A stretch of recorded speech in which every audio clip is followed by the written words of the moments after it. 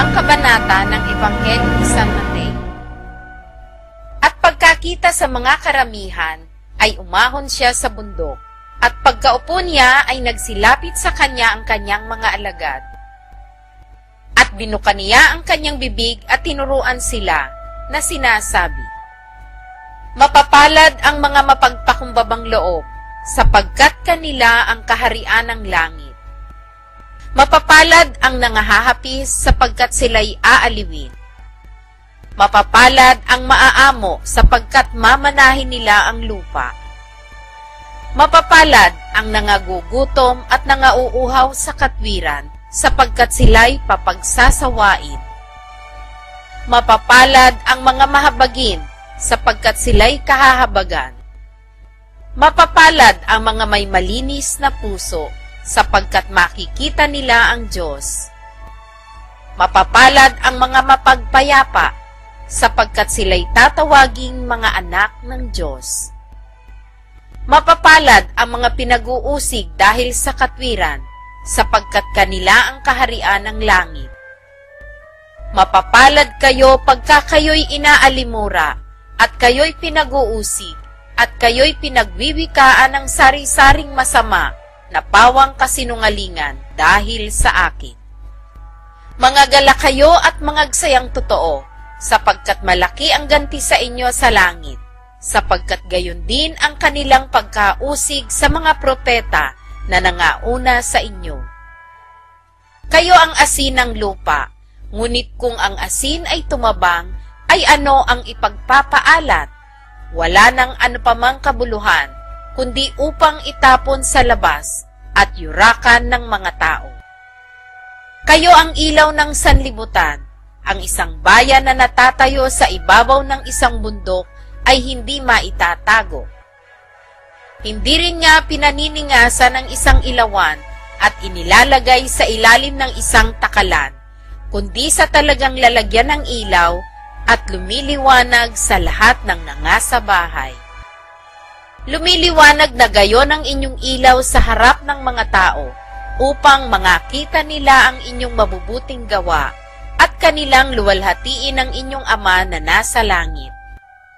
Huwag ninyong isiping ako'y naparito upang sirain ang kautusan o ang mga propeta. Ako'y naparito hindi upang sirain, kundi upang ganapin. Sapagkat katotohanang sinasabi ko sa inyo, hanggang sa mga wala ang langit at ang lupa, ang isang tuldok o isang kudlit sa anumang paraan ay hindi mawawala sa kautusan, hanggang sa maganap ang lahat ng mga bagay. Kaya't ang sino mang sumuway sa isa sa kaliitang mga utos na ito, at ituro ang gayon sa mga tao, ay tatawaging kaliit-liitan sa kaharian ng langit. Datapwat ang sino mang gumanap at ituro, ito'y tatawaging dakila sa kaharian ng langit. Sapagkat sinasabi ko sa inyo, na kung hindi hihigit ang inyong katwiran sa katwiran ng mga eskriba at mga fariseyo, sa anumang paraan ay hindi kayo magsisipasok sa kaharian ng langit. Narinig nyo na sinabi sa mga tao sa una, huwag kang papatay, at ang sino mang pumatay ay mapapasapanganib sa kahatulan. Datapwat sinasabi ko sa inyo, na ang bawat mapuot sa kanyang kapatid ay mapapasapanganib sa kahatulan, at ang sino mang magsabi sa kanyang kapatid, Raka, ay mapapasapanganib sa Sanhedrin, at ang sino mang magsabi, Ulol ka, ay mapapasapanganib sa impyerno ng apoy. Kaya't kung ihahandog mo ang iyong hain sa dambana, at dooy maalala mo na ang iyong kapatid ay mayroong anumang laban sa iyo, iwan mo roon sa harap ng dambana ang hain mo, at yumaon ka ng iyong lakad. Makipagkasundo ka muna sa iyong kapatid, at kung magkagayon, ay magbalik ka at ihandog mo ang iyong hain. Makipagkasundo ka agad sa iyong kaalit, samantalang ikaw ay kasama niya sa daan.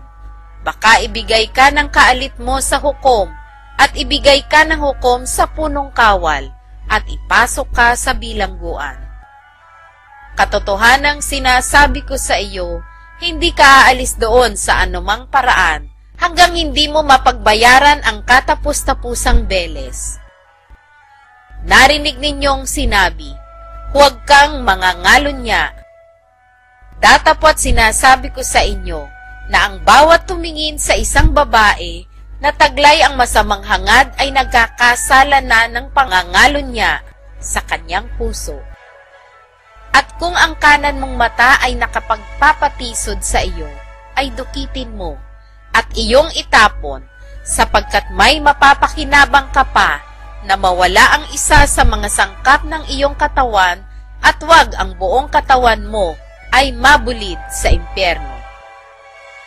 At kung ang kanan mong kamay ay nakapagpapatisod sa iyo, ay putulin mo at iyong itapon, sapagkat may mapapakinabang ka pa na mawala ang isa sa mga sangkap ng iyong katawan, at huwag ang buong katawan mo ay mapa sa impyerno. Sinabi rin naman, ang sino mang lalaki na ihiwalay ang kanyang asawa, ay bigyan niya siya ng kasulatan ng paghihiwalay. Datapwat sinasabi ko sa inyo na ang sino mang lalaki na ihiwalay ang kanyang asawa, liban na lamang kung sa pakikiapid ang dahil, ay siya ang sa kanya'y nagbibigay kadahilanan ng pangangalo niya. At ang sino mang mag-asawa sa kanya, kung naihiwalay na siya ay nagkakasala ng pangangalo niya. Bukod sa rito'y inyong narinig na sinabi sa mga tao sa una, huwag kang manunumpa ng di katotohanan, kundi tutup din mo sa Panginoon ang iyong mga sumpa. Datapwat sinasabi ko sa inyo, huwag ninyong ipanumpa ang anuman, kahit ang langit, sapagkat siyang luklukan ng Diyos. Kahit ang lupa, sapagkat siyang tungtungan ng kanyang mga paa. Kahit ang Jerusalem, sapagkat siyang bayan ng dakilang hari. Kahit man ang ulo mo ay huwag mong ipanumpa, sapagkat hindi ka makagagawa ng isang buhok na maputi o maitim. Datapwat ang magiging pananalita ninyo'y, oo, oo, hindi, hindi, sapagkat ang humigit pa rito ay buhat sa masama. Narinig ninyong sinabi, mata sa mata at ngipin sa ngipin. Datapwat sinasabi ko sa inyo, huwag kayong makilaban sa masamang tao, kundi sa sino mang sa iyo'y sumampal sa kanan mong pisngi, iharap mo naman sa kanya ang kabila. At sa mag-ibig na ikaw ay ipagsakdal at kunin sa iyo ang iyong tunika, ay iwan mo rin naman sa kanya ang iyong balabal. At sa sino mang pipilit sa iyo na ikaw ay lumakad ng 1 milya, ay lumakad ka ng 2 milya na kasama niya. Bigyan mo ang sa iyo'y humihingi, at huwag mong talikdan ang sa iyo'y nangungutang. Narinig ninyong sinabi, iibigin mo ang iyong kapwa, at kapopuotan mo ang iyong kaaway. Datapwat sinasabi ko sa inyo, ibigin ninyo ang inyong mga kaaway, at idalangin ninyo ang sa inyo'y nagsisiusi, upang kayo'y maging mga anak ng inyong Ama na nasa langit, sapagkat pinasisikat niya ang kanyang araw sa masasama at sa mabubuti, at nagpapaulan sa mga ganap at sa mga hindi ganap. Sapagkat kung kayo'y iibig sa nangagsisiibig lamang sa inyo, ano ang ganti na inyong kakamtin? Hindi ba gagayon din ang ginagawa ng mga maniningil ng buwis? At kung ang mga kapatid lamang ninyo ang inyong babatiin, ano ang kalabisan ng inyong ginagawa? Hindi ba gagayon din ang ginagawa ng mga hentil? Kayo nga'y mangagpakasakdal, na gaya ng inyong Ama sa kalangitan na sakdal.